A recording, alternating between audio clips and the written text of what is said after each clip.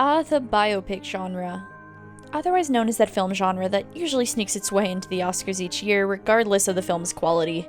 Seriously, you have years with films like The Social Network or Oppenheimer, and then there's... Leave me alone, Freddie Mercury! You're supposed to be dead! No. Wait. Maybe if I don't look at it, it'll go away.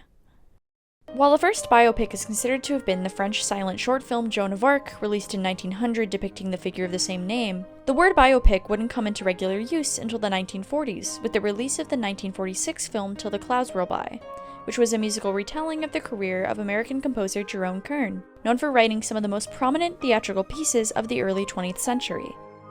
A biopic, the shortened version of a biographical picture, is typically referred to as a film dramatizing the life of a real person, typically a public or historical figure. If that sounds like a vague definition, that's because it is. In fact, you've probably heard of or seen at least one biopic film at some point, even if you didn't know it was one. Some examples include Steven Spielberg's 2002 crime thriller Catch Me If You Can, Martin Scorsese's 2007 comedy crime film The Wolf of Wall Street, and more recently, films like Michael Gracey's 2024 musical drama Better Man, and Morgan Neville's 2024 biographical documentary musical Lego animated film Piece by Piece. Really merging some interesting genres there.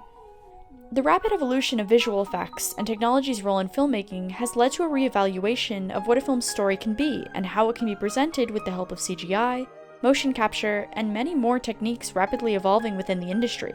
The tools involved in digital cinema, and the artists that use them, can make some of the most bizarre ideas for scenes come to life with greater ease and efficiency than ever before. And more importantly for the biopic, they can help tell the story of its main character in engaging, introspective, and sometimes downright strange ways. I'm going to be analyzing the aforementioned Better Man and Piece by Piece to examine how digital effects could bring a new life to a genre struggling to maintain a strong voice within the world of film today. So come along with me as we take a look at CGI and the biopics of the 21st century.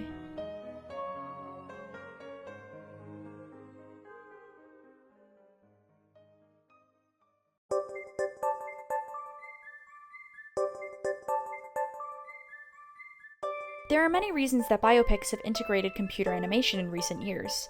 For one, it can break the barriers of what can be caught on camera, particularly in portraying conflict. A biopic will commonly depict a figure that faces both internal and external conflicts throughout the film to make the main character feel more relatable or complex.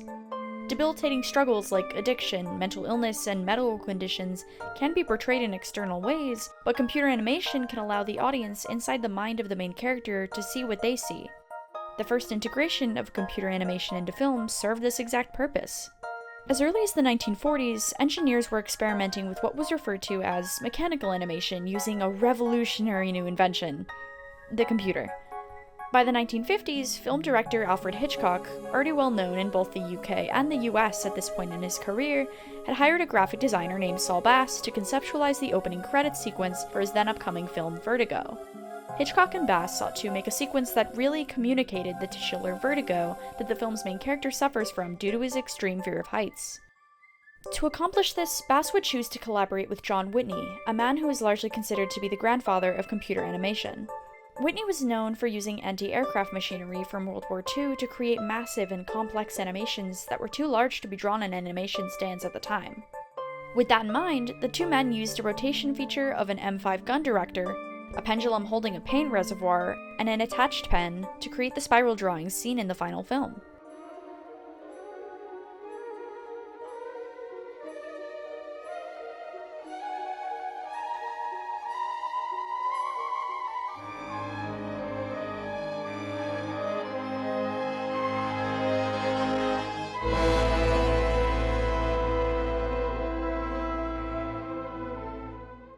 The motion of the camera zooming into one spiral while another slowly spins towards or away from the viewer creates a dizzying motion meant to simulate vertigo.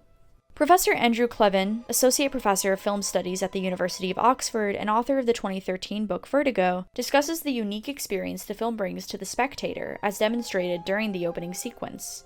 In the act of analyzing an audience's viewing experience, Clevin states that it is through examining various responses to it, rather than presenting one view of it, that we can see perspicaciously that Vertigo has a special capacity for teaching us about the complexity of film spectatorship. This is possibly because Vertigo is so concerned to make the act of viewing an active part of viewing it. Similar to the intended goal of the biopic, Vertigo sought to portray the internal struggles of its main character to the audience by bringing them into that experience. And they managed to do so as early as in the opening credits. The film proved that computer animation was a tool that could be used to enhance the unreal in a personal narrative, and as the technology continued to evolve into the 21st century, biopics would attempt to do the same for their own stories on even greater scales.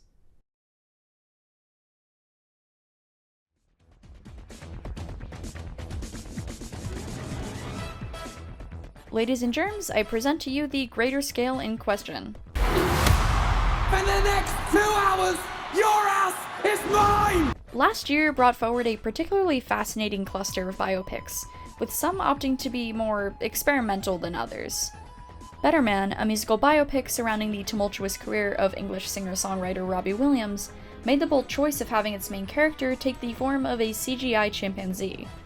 While this created a certain spectacle surrounding the film by making it visually distinct from other biopics of the time, the decision also struck a personal chord in the film's subject, and held an important narrative purpose in the film itself. Director Michael Gracie and Robbie Williams had been discussing the idea of creating a film about his life for a year and a half before the beginning of production, and knew they wanted to try something different for a musical biopic.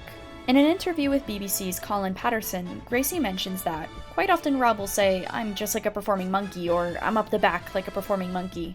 It just sparked this idea of, we've got this chance to tell this story not from the perspective of how we see Rob, but how he sees himself. Williams' appearance isn't commented on at all in the film, which ends up working to its benefit as it allows the audience to quickly suspend disbelief in the reality of what's being shown on screen, something that's usually required when walking into a musical anyway. The visual distinction of the character also serves to highlight the isolation Williams feels at his worst.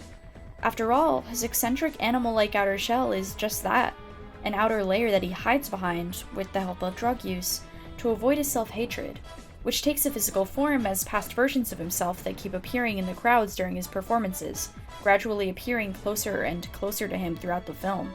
These phantoms stick out among the crowds of thousands thanks to how visually distinct the chimp is from the surrounding human counterparts. These visions are finally confronted in the form of an insane CGI-fueled battle in which Williams kills the phantoms, creating a very unique visual execution of ego death. By the end, Williams is quite literally a better man than he was throughout most of his life, having shed the bitterness he felt towards his narcissistic father, and acknowledging the people he's wronged throughout his career while swearing to be better to others, as well as to himself. Another biopic from last year that stood out for its execution is Piece by Piece, a musical documentary film about the origins of Pharrell Williams' upbringing and the highs and lows of his music career. Ladies and germs, I present to you the lows in question. Unlike Better Man, this film has a stronger focus on how the people Pharrell met throughout his life affected him as a person and artist, with multiple interview segments being included and used to push the story forward. And also, unlike Better Man, it's an animated Lego movie. Seriously? Yes. Lego. Just be open. The film utilizes some techniques found in a typical documentary film, like shaky cam and confessional segments, but still feels like a drastically different viewing experience because we're seeing these voices come out of these CG Lego characters rather than human people.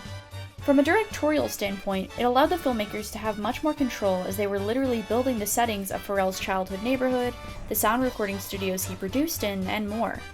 When you don't have to worry about where the camera's going to fit in a space, or how long you have a space for, it allows for more of a focus on the life story at hand. And when it comes to how this film tells that story, its animated form adds a level of fantasy. There's lots of examples to pick from in the film as well. There's the giant goldfish appearing multiple times throughout the film, serving as a symbol for Pharrell's childhood fascination with water, which developed into a passion for music.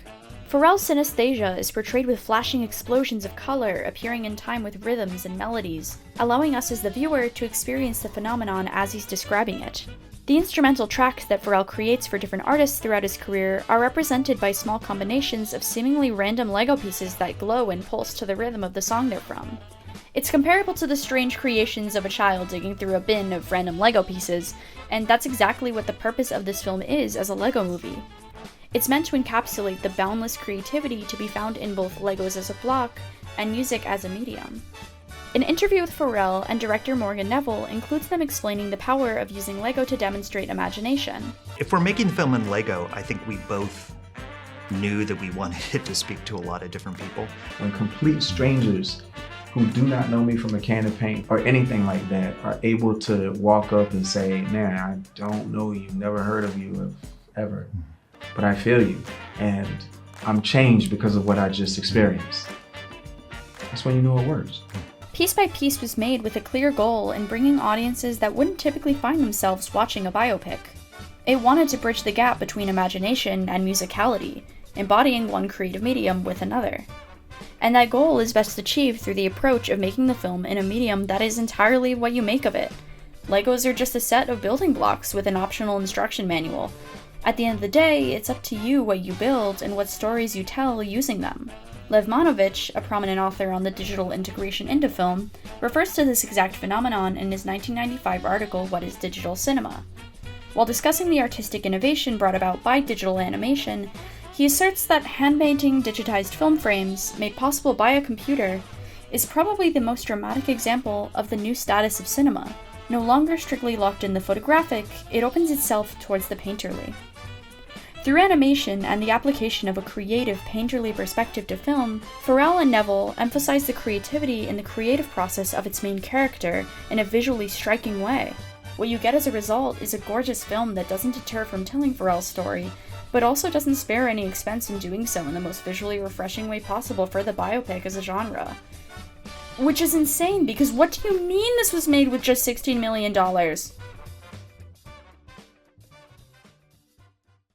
I believe that there's an inherent distrust in the modern biopic. Lots of people are uninterested in the genre in its current form, dismissing it as one that has run out of new things to say.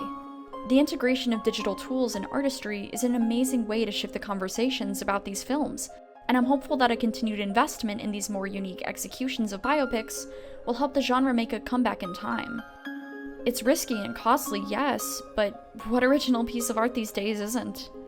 When you give artists the freedom to leave their mark on the life story being told, the result, whether it makes money or not, will make your audience feel so much more because they're being shown it all.